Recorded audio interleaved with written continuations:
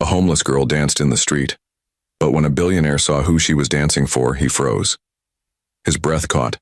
His heart trembled because she was spinning barefoot before his 3 disabled triplets. The world knew him as Jonathan Ward, a ruthless tycoon who turned steel and glass into empires. But that day, on a cracked sidewalk, he was just a father of children who could not walk. Their wheelchairs lined like fragile thrones, their eyes wide with wonder. And before them moved a girl with no shoes, no roof, no name in the world. Yet every turn of her body carried a power he could not explain. Musicless, wordless. But each step, each sway, seemed to breathe life into his children. For once his wealth bought him nothing. For once a stranger's gift touched where medicine never could. The sun pressed heavy over the city, turning glass towers into blinding mirrors and the asphalt into a skillet. Jonathan Ward's convoy rolled down a quieter block, far from the polished avenues of his empire. His children's nurses had begged for an outing. Fresh air, they said. Vitamin D, laughter, a glimpse of the world outside sterile rooms. Jonathan had reluctantly agreed. The triplets were 10, confined to wheelchairs since birth, their bodies frail, their legs unresponsive. Doctors used words like degenerative, untreatable, and prepare for permanence. Jonathan used money, but money hadn't changed a thing. He was a man who solved everything with checks and signatures. Boardrooms bent to his voice. Governments returned his calls. Yet when it came to his children, his billions could not buy them a single step. That was the silent shame of his empire. 3 heirs with legs that would not move. They were parked in a forgotten street now, engines cooling. The nurses spread a blanket and set water bottles down. The children sat lined in their chairs like fragile kings, faces pale from too much time indoors. Their laughter was rare, more a flicker than a flame. Jonathan stood aside, suit jacket off, tie loosened, his eyes shielded behind dark lenses. He wasn't used to being small, but next to their wheelchairs he felt shrunken, a father outmatched by destiny. Then movement caught his eye. At first it was just a blur, someone spinning, arms cutting the air, feet hitting the pavement in quick rhythm. He frowned. A girl, thin as a whisper, clothes threadbare, her hair knotted like a wild crown, barefoot on blistering concrete. She turned and twisted, each motion strange yet graceful, as if her body carried its own music. Jonathan felt irritation rise. Another street kid, chasing coins with tricks. But then he saw the triplets' faces. They were leaning forward, eyes wide, mouths parted in awe, not staring at him, not at their nurses, but at her. The girl's dance had no soundtrack, no drum, no violin, no speaker buzzing with beats, only silence. Yet her body carried rhythm like a secret language. Every sway of her hips, every pivot of her arms seemed to etch invisible music into the air. Dust rose at her feet, catching sunlight like sparks. And something impossible happened. The triplets' hands, usually limp against wheelchair rests, began to twitch. One child's fingers tapped faintly against his chair. Another's shoulders lifted with each sway, as if mimicking her movements. The youngest, whose doctors said had no muscle control above the waist, leaned forward so far the nurse gasped and steadied him. But he wasn't falling. He was trying to reach. Jonathan's breath snagged in his throat. For years, specialists had failed to coax even basic reflexes from his children. Physical therapy yielded hours of tears, nothing more. Yet here, in the heat of a forgotten street, a barefoot girl was drawing motion from them with nothing but her body. He felt his heart hammer in his chest. His children were smiling. Genuine smiles that cracked their pale stillness. Their eyes glowed as if they had been waiting all their lives for this. Jonathan pulled off his sunglasses. For the first time in years, he forgot he was a billionaire. Forgot he was the master of empires. He was only a father, staring at his children in disbelief. The girl spun faster now, sweat catching in the sun, her bare feet skidding across the cracked concrete. And though she looked no older than 12, Her movements carried wisdom, something ancient, as if hardship had carved grace into her bones. Her eyes flicked up once, meeting his for the briefest moment. He expected shame or fear. Instead, he saw defiance, like she was daring him to look away. His throat tightened. He couldn't. For the first time, Jonathan Ward felt powerless in the presence of someone who had nothing. And for the first time, powerless did not feel like defeat. It felt like revelation. The girl's dance slowed to a gentle sway, then stopped altogether. Dust settled around her bare feet. She bent at the waist, breathing hard, strands of hair clinging to her cheeks. For a moment she looked almost translucent, a figure cut out of sunlight and hunger. Jonathan's children clapped, an awkward, uneven clatter of hands, but the sound rang louder than any applause he had ever received in his life. Jonathan's instinct warred within him. One voice, the voice that had built empires, whispered that this was nonsense, a coincidence, a trick of tired eyes and desperate hope. But another voice, the one buried deep beneath years of steel and marble, insisted he had just witnessed something real. His children had stirred, more than they had in months. That was not imagination. That was movement. The girl lowered herself to the ground, sitting cross-legged as if the performance had drained her. She pulled a scrap of fabric from her pocket, a handkerchief so worn it was more thread than cloth, and dabbed her forehead. Around her ankles, tiny cuts glistened where the concrete had bitten her skin. She winced, but did not complain. The nurses whispered among themselves, startled, unsure. One of them crouched beside the youngest triplet, checking his pulse, his posture, as if science could explain what they had all just seen. The boy resisted, turning his face stubbornly back toward the girl. His lips parted into a sound that was almost a word, though speech had always been a struggle for him. Jonathan felt the world tilt. He needed answers. Who was she? Where had she come from? Why was she here? On this street? On this day? He had spent fortunes chasing breakthroughs in European clinics, hiring specialists flown in from Japan and Germany, funding entire laboratories that promised progress but delivered nothing. And yet, a child with nothing, no training, no name, no credentials, had accomplished in minutes what billions could not. The driver shifted uneasily at his side. "Sir?" The word was hesitant, waiting for orders. Jonathan ignored it. His mind was already racing. He took a step forward, closer to the girl. Her eyes lifted again, wary this time. There was no awe in them, no recognition of his power, only a watchfulness born from too many days on streets where everyone wanted something. Her small hands curled protectively around her knees. She was prepared to run. Jonathan stopped. He realized how he must look. Towering, expensive, the weight of his empire stitched into his suit. She would see him not as a father, not as a man, but as another danger. He turned instead to his children. Their faces glowed as if they had tasted a forbidden miracle. He crouched between their wheelchairs, eye level now, searching them as if the truth would pour from their eyes.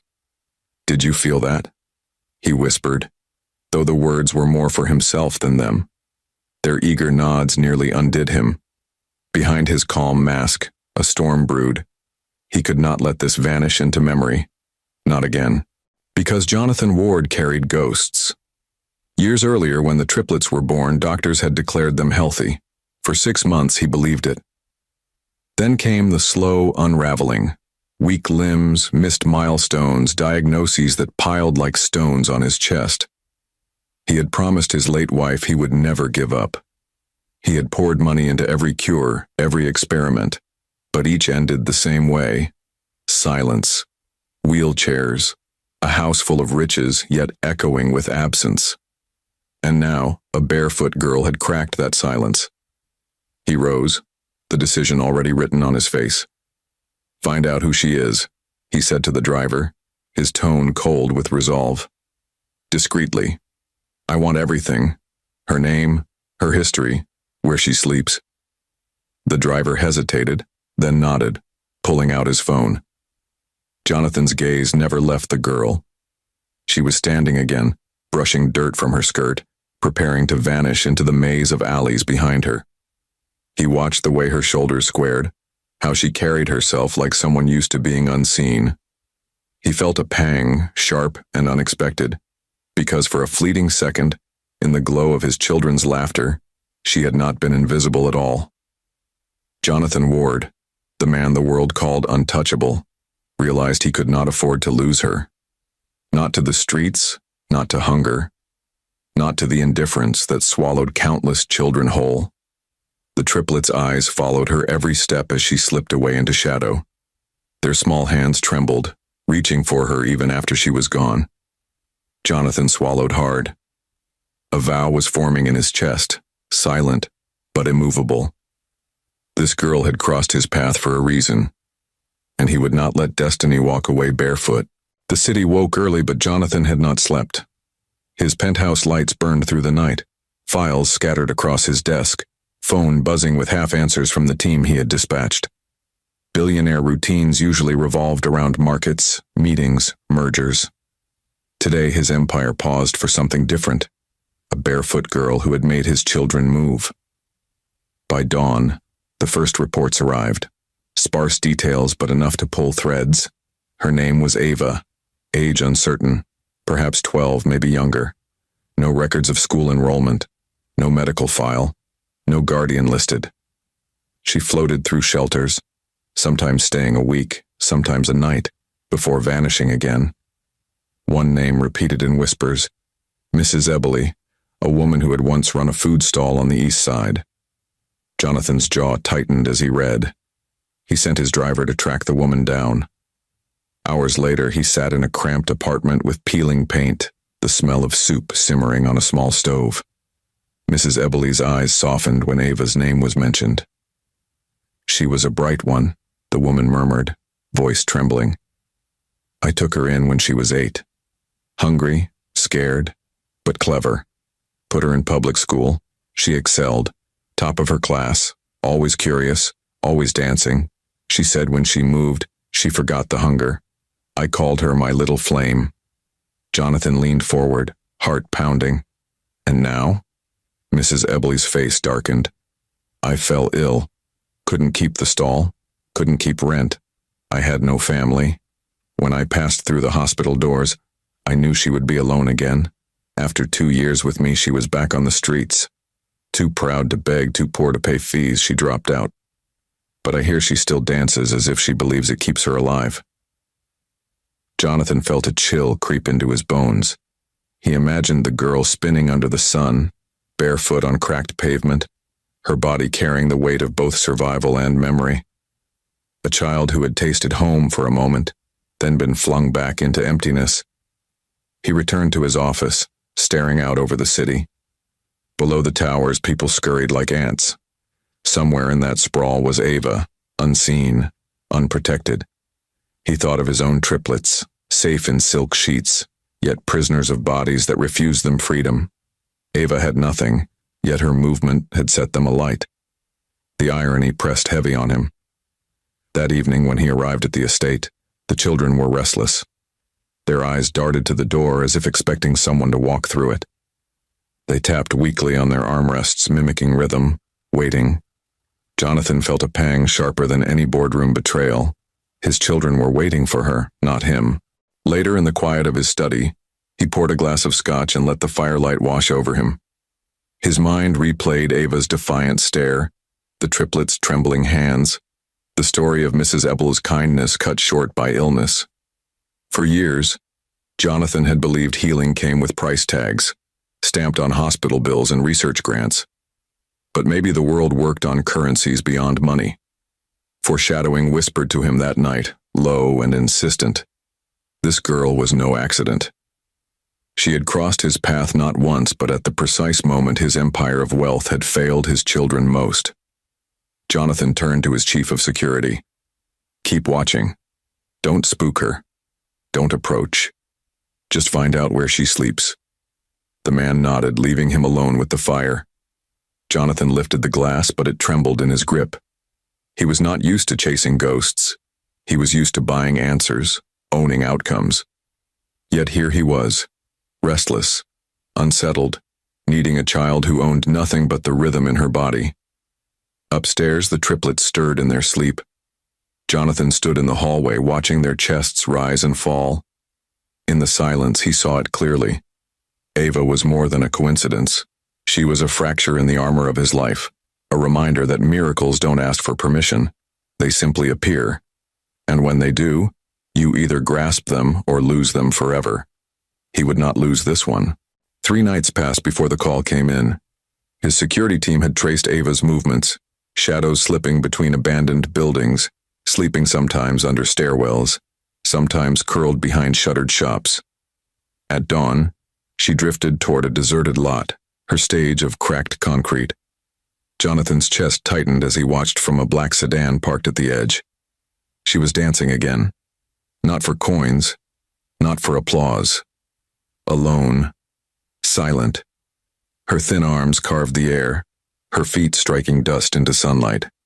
Each movement seemed less like entertainment and more like survival, as if she was stitching herself together with every turn. Jonathan opened the door and stepped out. The gravel crunched beneath his shoes. Ava froze mid-spin, eyes darting, her body folding into itself like a stray bracing for a blow. She clutched the ragged hem of her skirt. He stopped a few paces away, careful not to close the distance too quickly. For a man accustomed to commanding rooms with his presence, the restraint felt foreign. His voice softened. "Don't run." Her eyes narrowed, measuring him. In the silence, only the city's hum filled the air. Jonathan wanted to speak of miracles, of what her dance had done to his children, of how he would give her anything she asked if she only returned with him. But instinct held him back. This wasn't a negotiation. This was a girl who had already learned the price of trust. So he did the unthinkable for a billionaire. He lowered himself, kneeling on cracked concrete, leveling his gaze with hers. He let silence speak, showing he wasn't there as a tycoon, but as a father. Ava's jaw tightened. She didn't move, but her eyes flicked past him. Jonathan followed her gaze. His triplets sat in the car with the door open, nurses close by. Their faces were alive, lit with the same spark he had seen days ago. They tapped their hands on the armrests, urging her wordlessly. Ava's chest rose and fell in a shudder. She stepped forward, bare feet leaving faint prints of dust. Jonathan didn't breathe as she reached the boys. She bent low, tilting her head, moving her fingers in a tiny rhythm. The youngest let out a sound, almost a laugh, his arms twitching to mimic hers. Another leaned so far forward the nurse gasped. Ava twirled once, slow and graceful, and the 3 of them erupted in crooked claps, giddy sounds bubbling from their throats. Jonathan's vision blurred. His empire had never given him this, the sound of his children laughing without pain. He looked at Ava again.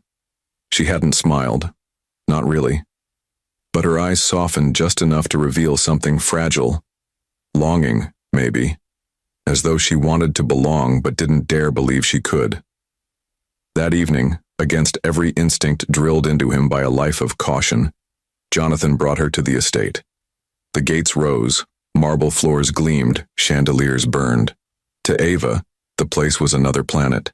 She hovered at the threshold, clutching her frayed bag as though it was the only anchor she had. The servants stared. Whispers rippled down the hall. Street girl, charity case. Their gazes sliced her into pieces. Jonathan's jaw hardened. He silenced them with a look colder than steel. The triplets broke the tension. Their hands reached toward her, eyes pleading. For them, she was not an intruder. She was the first spark of joy they had ever known. Ava stepped closer, unsure, but their laughter pulled her in. That night, Jonathan stood outside their playroom door. Through the crack, he saw her twirling slowly, the boys swaying in their chairs, laughter spilling like water through stone. Nurses looked on in disbelief. The house, long quiet, echoed with life. But beneath the joy, Jonathan felt unease. He knew how the world worked. The rich circle their wagons, outsiders are crushed, and miracles are mocked until they disappear. He had brought Ava into his home, but he had also placed her in the line of fire. As the boys clapped and Ava spun in the glow of lamplight, Jonathan whispered a vow only the shadows heard. "They will not take this from me." Or from her. Morning light poured through the Ward estate, gilding marble floors and polished banisters. For most children, such a house would have been a playground. For Ava, it was a labyrinth of suspicion. Every servant's glance carried judgment. Every whispered word left her raw. She walked barefoot still, her toes curling against rugs woven in Persia, her thin figure dwarfed by ceilings painted with gold. Jonathan's children, however, saw none of this. They wheeled after her as best they could, clumsy, eager, their laughter chasing her through halls that had rarely known joy.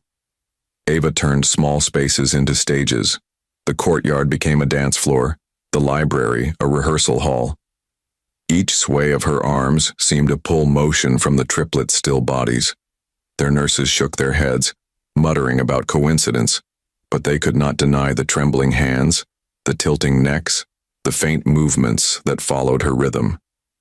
Jonathan watched quietly at first, but the more he saw, the more he believed. Ava's presence was changing his sons, not in grand cinematic gestures, but in tiny rebellions against paralysis. A finger lifted where once it lay limp. A shoulder twitched into a shrug. A laugh came unprompted.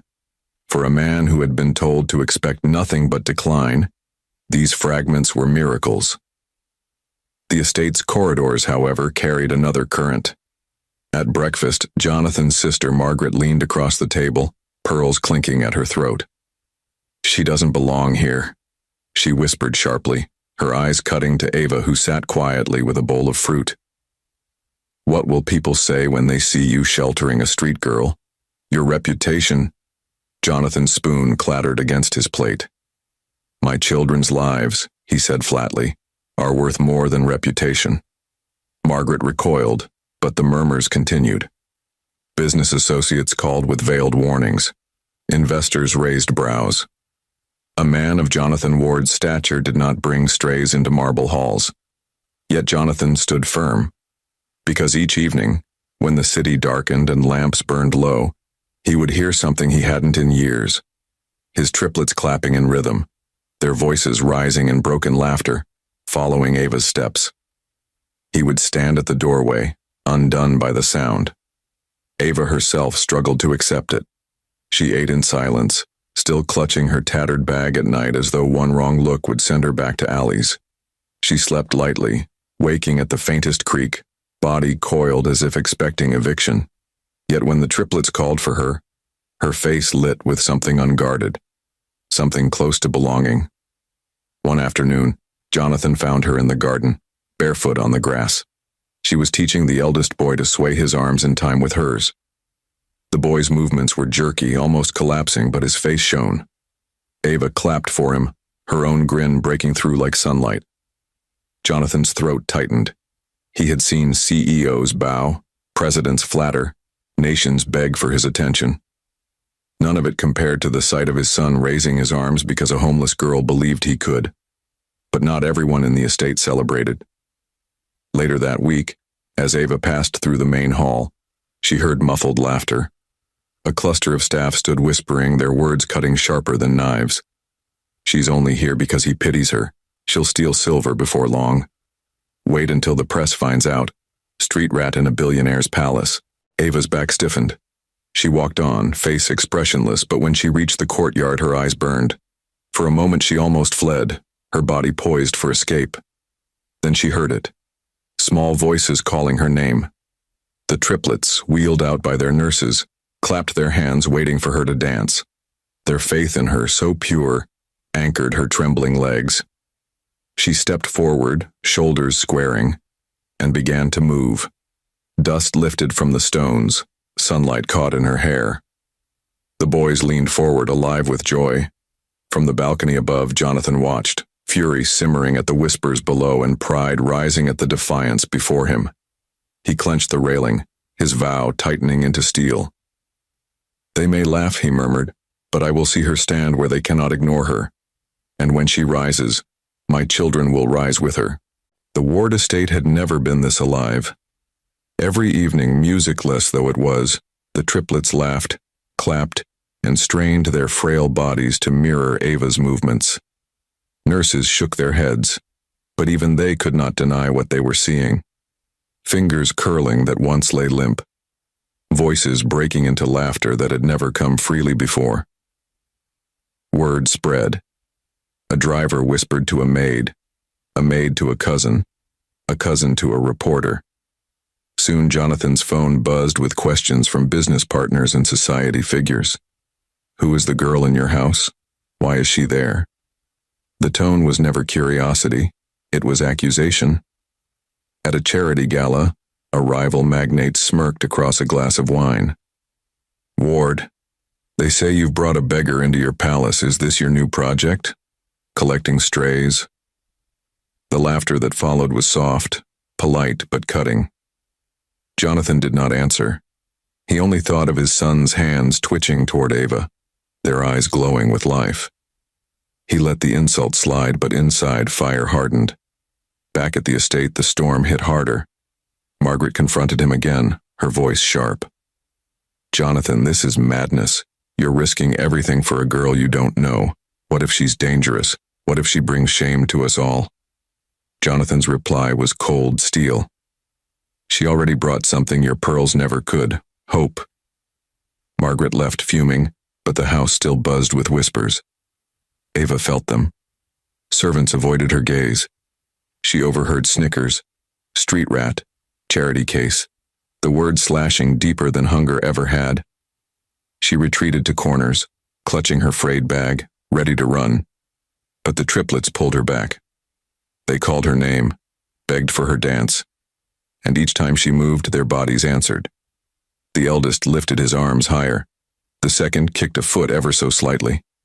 The youngest, long silent, forced out a sound so close to a word the nurses gasped. Jonathan stood in the doorway that night, his heart pounding. Doctors had called their conditions permanent. Specialists had said to expect decline. Yet here, with no medicine, no machines, a barefoot girl was reshaping destiny. He knew the world would laugh. The elites would call it superstition, coincidence, nonsense. But he also knew the look in his son's eyes, joy where there had been only silence. That was no coincidence. Later, alone by the fire, Jonathan stared into the flames. Ava was not just saving his children. She was challenging the entire logic of his empire, the belief that money bought everything. And that made her dangerous not just to skeptics but to anyone who thrived on keeping miracles hidden. He clenched his glass, his reflection flickering in the firelight. He had made fortunes fighting rivals in boardrooms, but this would be different. This fight would be for his children's future. And he whispered to himself, low and certain, they won't take her. They won't take this. Jonathan Ward was not a man who gave half measures. If Ava could change his children's bodies with rhythm, then she deserved the same chance to change her own life. Education had been denied her once. He would not let it happen again. A week later, Ava stood at the gates of Harrington Academy, the most prestigious school in the city. Glass towers gleamed behind iron fences. Manicured lawns stretched wide. Her frayed bag hung from her shoulder, bare feet hidden now inside polished shoes Jonathan had insisted she wear. She held her breath, clutching the strap as though the weight of the world rested in it. The triplets wheeled beside her, proud escorts, their faces alight. For once, they were not the strange children people pitied. They were champions, introducing their secret flame to a world that had always excluded her. But the world was not ready. Whispers began before they even reached the entrance. Who's that? Ward's charity case? She looks like she belongs in the kitchen, not the classroom.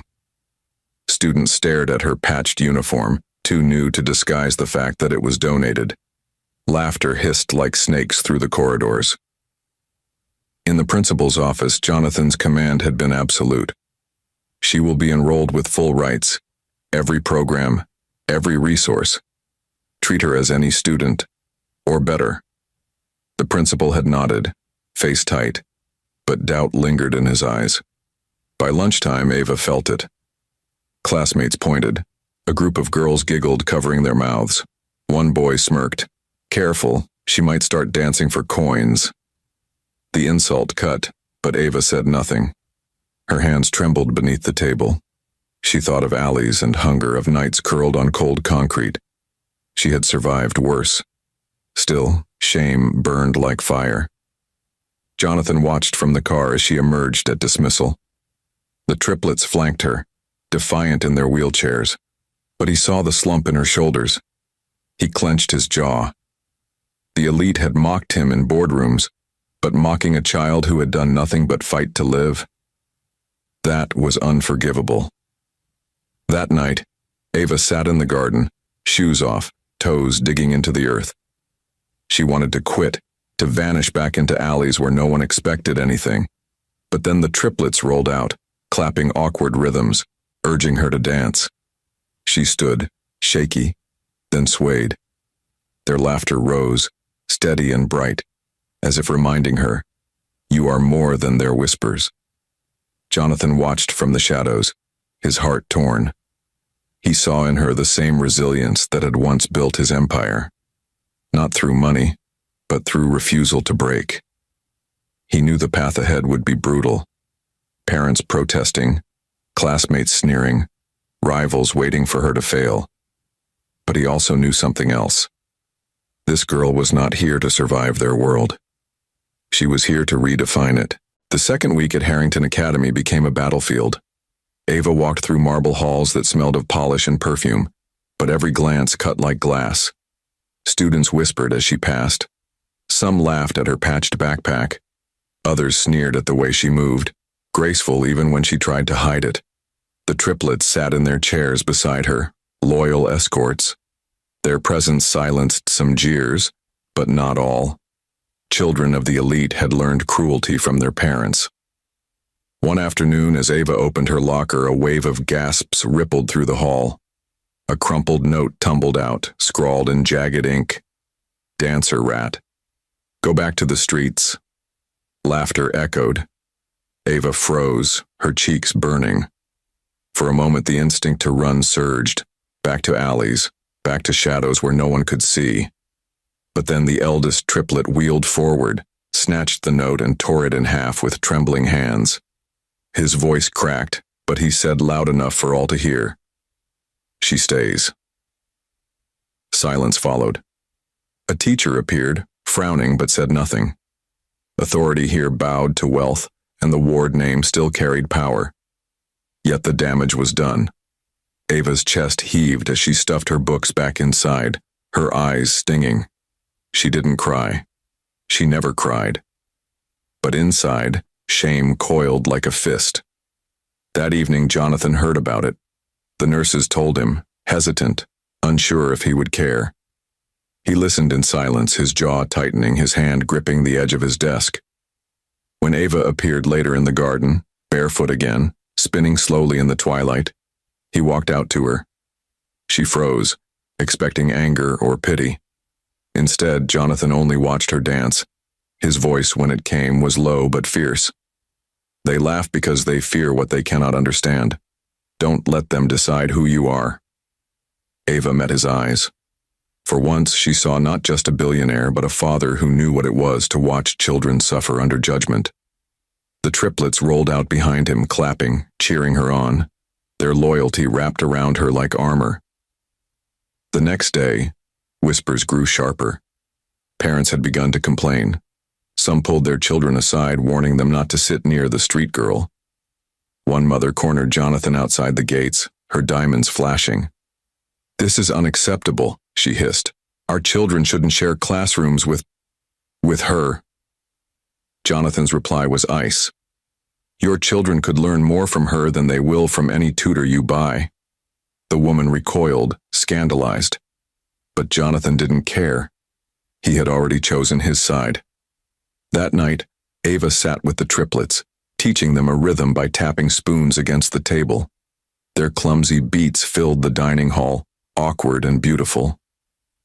Jonathan watched from the doorway, the echoes wrapping around him. He knew the fight was only beginning. The elite would not accept her. The world would not forgive her rise. But in that rhythm, in that laughter, he saw foreshadowing as clear as prophecy. Ava was no longer a girl the world could ignore. She was becoming a force that would shake it. By the third month at Harrington Academy, Ava had become the subject of every whisper. Some students mocked her patched uniform. Others resented the way Jonathan Ward's triplets followed her like a shadow, laughing more than they ever had before. But beneath the scorn, a quieter tension was building. Teachers had begun to notice her. It started in dance class, where Ava was forced to participate despite never being formally trained. The instructor played music, students stumbled through rehearsed steps, and then it was Ava's turn. She hesitated, her body stiff with the memory of alleys and ridicule. But when the beat dropped, something inside her uncoiled. She moved not like a student, but like the music itself. Fluid, unrestrained, alive. The room fell silent. Even those who despised her stared, caught off guard. She didn't just perform steps. She told a story with her body, every motion carrying weight, as if her scars had turned into choreography. When she finished, there was no applause, only stunned quiet. The teacher cleared his throat, eyes wide. "Remarkable," he muttered, before quickly moving on. That night, whispers reached the parents. A girl with no training had outshone their children. Envy sharpened into cruelty. The opportunity for sabotage came quickly. Harrington Academy announced its annual performance showcase, a glittering event where the city's elite gathered to watch their children display talent polished by tutors and coaches. It was more than art. It was prestige, reputation, currency. Ava's name appeared on the list. The backlash was instant. Parents wrote letters demanding her removal. "She will shame the academy," one complained. "Imagine our children sharing a stage with her." Jonathan read the letters in silence, then tore them in half. "She performs," he told the principal, his tone brooking no argument. The weeks that followed became grueling. Students whispered louder, mocking her every rehearsal. Shoes went missing, costumes were tampered with, sheet music, accidentally, vanished. Ava endured it all, retreating to corners, practicing alone where no one could see. But she was not truly alone. The triplets sat in their wheelchairs by the edge of the rehearsal hall, clapping offbeat rhythms, urging her on. Sometimes they tried to mimic her, jerking their arms or tapping their fingers, grinning when she applauded them back. Their faith wrapped around her like armor. Jonathan watched too, often from shadows, his chest tight. He remembered the night he had first seen her spin barefoot on cracked pavement. He had thought then it was coincidence. Now he knew better. Ava wasn't just dancing, she was healing. His children, and maybe herself. The night before the showcase, Ava stood in the garden staring at the sky. Fear gnawed at her. If she failed, she would prove them all right.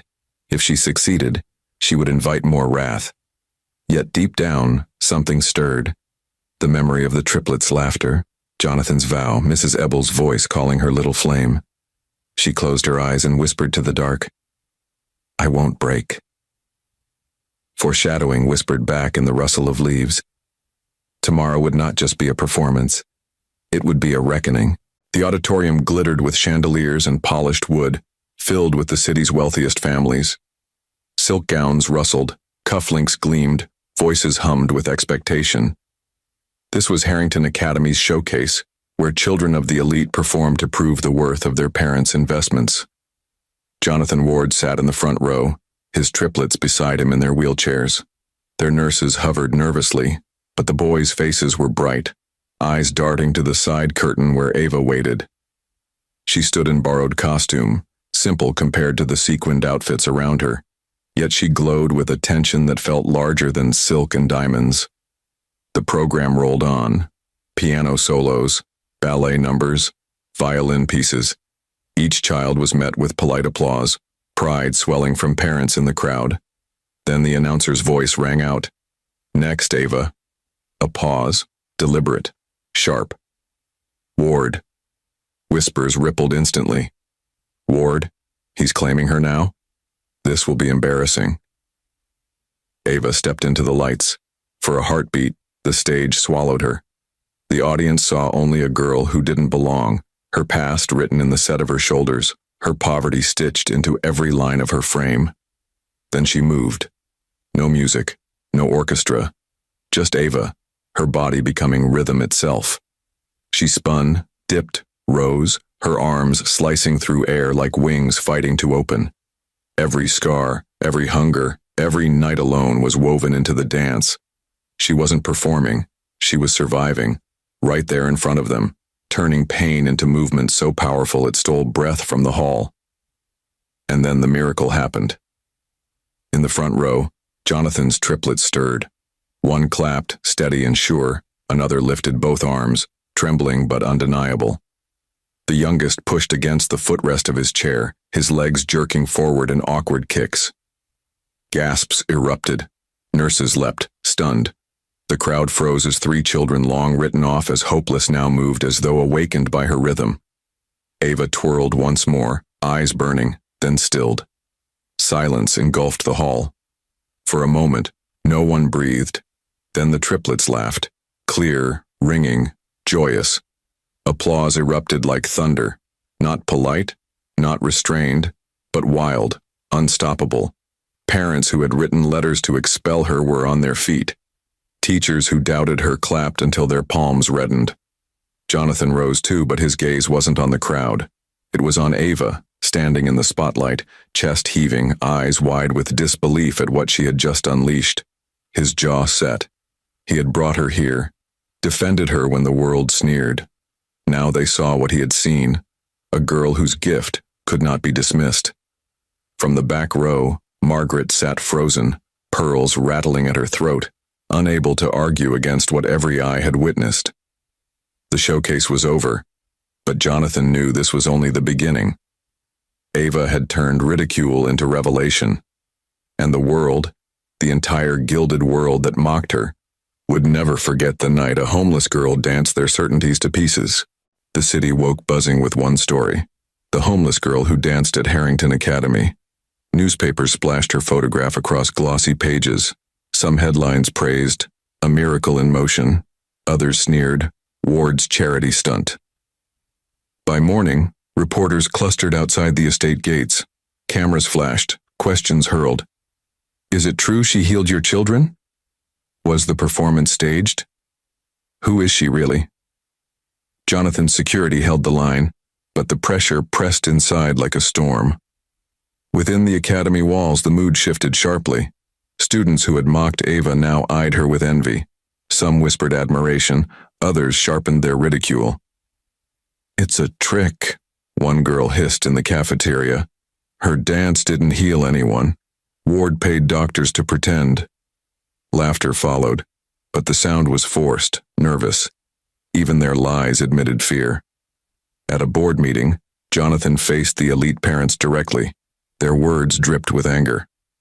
She humiliated our children, one father snapped. She turned the showcase into a circus. Another leaned forward, voice tight. Withdraw her, Ward. End this spectacle before it destroys the academy's name. Jonathan sat still, his face carved from stone. When he finally spoke, his voice cut through the chamber. My children moved because of her. For years you pitied them from afar, offering nothing but empty condolences. She gave them life. If that humiliates you, perhaps the shame is not hers but yours. The room fell silent, their power blunted by truth. Back at the estate, Ava struggled beneath the weight of attention. Cameras had made her a symbol, but inside she was still the girl who clutched her frayed bag at night. She doubted herself, wondered if the whispers were right, if she truly belonged here. She danced less in private, afraid that if her rhythm faltered, everything would collapse. One evening, Jonathan found her sitting alone in the courtyard, shoes discarded, toes digging into the grass. The triplets were nearby, clapping wooden spoons against a table, laughing in crooked rhythm. Their joy washed over the night. Jonathan crouched beside Ava. They believe in you, he said quietly, nodding toward his sons. "And I believe in you. That's all that matters." Ava met his eyes. For a moment, her guard broke, and he saw not just a child burdened with survival, but a spark that could ignite the world if only it was given air. The next day, Harrington Academy announced an invitation to the National Youth Arts Festival, a stage far larger than the school showcase. The teachers hesitated to include her, but the principal, under Jonathan's unblinking gaze, wrote her name on the list. Foreshadowing hung heavy in the air. Ava had conquered whispers inside one auditorium. Now she would step onto a stage that belonged to the nation. The world would either break her or witness a fire too bright to extinguish. The National Youth Arts Festival was no school showcase. It was broadcast live, watched by millions across the country. The auditorium gleamed with velvet curtains and crystal lights. Judges from across the globe filled the front rows. Behind them, the most powerful families of the nation whispered in polished accents, their children polished to match. Jonathan Ward sat with his triplets at the center of it all, their wheelchairs lined like thrones. Security hovered near, but the children were restless, excited, eyes locked on the stage. They were waiting for her. Backstage, Ava stood trembling. Her borrowed costume felt too heavy. Her new shoes pinched her toes, and the whispers of rival performers slithered into her ears. Ward's charity case. "She'll embarrass herself. Let her try. She'll never match us." She squeezed her hands until her knuckles whitened.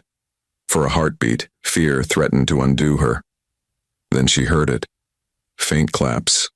Offbeat, but steady. She peeked from behind the curtain. The triplets were clapping, crooked smiles bright on their faces. Jonathan sat rigid, eyes fierce with silent faith. The sound anchored her. When her name was called, the hall buzzed with derision. "Ava Ward," the announcer declared. Some laughed openly. Cameras zoomed in on her thin frame as she stepped into the spotlight. The music never started. There was no orchestra, no track. Ava raised her arms, and the silence itself became her song. She moved. Her dance was not polished ballet or rehearsed jazz. It was raw survival. Every turn a story, every leap a scar remade into grace. She spun with the defiance of a child who had fought hunger. She dipped with the sorrow of nights spent in alleys. She rose with the hope of laughter she had only recently learned to trust. The audience shifted. Laughter died. Whispers stilled. Even the judges leaned forward. Ava's body wrote what no words could. Pain, endurance, joy. Then it happened. The triplets responded more fiercely than ever before. The eldest clapped in perfect rhythm. The second pulled himself upright, shoulders trembling but steady. The youngest, long considered mute, let out a sound that was not just noise, but a broken, beautiful word. Ava. Gasps tore through the hall. Cameras zoomed in, catching every tear, every stunned expression. Parents who had mocked her froze, their jeweled fingers gripping armrests. Teachers who doubted her pressed hands to their mouths. Ava twirled once more, hair flying, arms wide as though she was claiming the entire hall. Then she stilled, chest heaving, eyes shining with something fierce. Silence. Then thunder. Applause crashed like a storm. People stood. Judges wiped their eyes. The hall shook with ovation, not just for a performance, but for revelation. Jonathan rose too, his hand gripping the youngest triplet's chair. His jaw was tight, but his eyes burned with pride. They weren't just clapping for Ava. They were clapping for his sons, for miracles no money had ever bought. And in that roar, Jonathan knew. This was no end. It was only the beginning of a fire that would spread beyond any stage. The morning after the festival, the city was still trembling. Newspapers carried photographs of Ava mid-spin, hair flying like fire, the Ward triplets laughing in the front row. Headlines screamed, "Homeless girl heals billionaire's sons, the miracle dancer." Talk shows replayed the footage in loops, audiences gasping as the youngest boy spoke her name for the first time in his life. But fame carried weight. Journalists camped outside the estate, hungry for stories. Critics sneered on panels, calling it superstition. Rival families whispered that Jonathan had staged everything. Even Harrington Academy's board debated whether Ava's presence was appropriate for their elite image. Jonathan Ward ignored them all. He had faced wolves in boardrooms, but this was different. This was personal. At a press conference with cameras flashing, he stood with Ava at his side and his triplets before him. His voice rang across the hall. "You call this a stunt. I call it truth. My children, written off by every doctor, moved because of her. And what I saw cannot be bought, staged, or denied. If the world mocks her, let it mock me too. I will not abandon her." The room fell silent. Even critics swallowed their words. Weeks later, Jonathan launched the Ava Foundation, a program funding schools, dance centers, and medical research for children society had forgotten. Ava, once a barefoot girl hiding in alleys, now stood as its symbol. She danced at its opening ceremony, this time not for coins, not for survival, but for children who watched with eyes wide, believing miracles were possible. At Harrington Academy, resistance slowly crumbled. Students who once mocked her now lingered after class, hoping to learn her rhythm. Teachers who doubted her began to nod with respect. Even the principal, once hesitant, introduced her at assemblies as proof that talent needs no pedigree. But Ava herself never forgot. At night, she still traced the edges of her frayed bag, the only relic of her old life. She still thought of Mrs. Eberly, the woman who once called her little flame. And when she danced now, it was not for applause. It was to keep that flame alive. One evening, Jonathan found her in the garden, the triplets beside her, all four moving in awkward, joyful rhythm. The estate, once echoing with silence, now pulsed with laughter. He watched quietly, his chest full. For all his empires of steel and glass, this was the only empire that mattered. Ava paused, breathless, and glanced at him. For the first time, she smiled fully, as if she finally believed she belonged. Jonathan nodded, his voice steady but thick with emotion. "You've changed everything." And she had. The girl the world once ignored had become its miracle. The children once trapped in silence now clapped and laughed. And the man once defined by wealth discovered that the greatest fortune was found not in what he built, but in who he chose to believe in. Ava's dance had started on cracked pavement. Now it carried the promise of a legacy that would never fade.